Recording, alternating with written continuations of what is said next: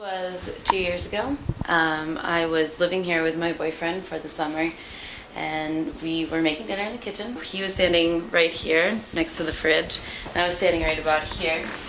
And I went to kind of just give him a hug over his shoulder, like this. And behind his shoulder and through this hallway and into there, I saw a man standing right in the middle of all of my boyfriend's possessions. So he had his arms crossed and he was kind of shaking his head, but I couldn't really see like a facial expression. He looked just like a normal guy, and he was wearing what he had always worn, like a jumpsuit.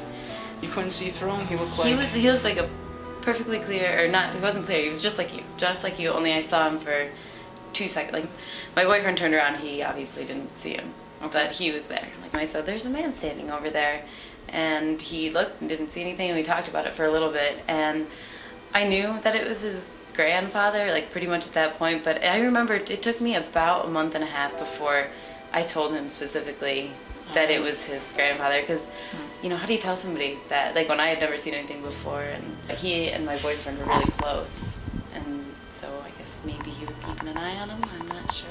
This is where all of Brian's things were, right here. Like, he kept everything right here because he didn't feel very comfortable, like, moving into this house, because we were just staying here for the summer.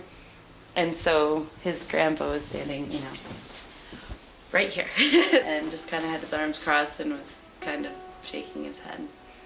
But it's kind of weird. I don't know, like, it always kind of strange. And you haven't seen anything since anywhere? No. And you never saw anything before that?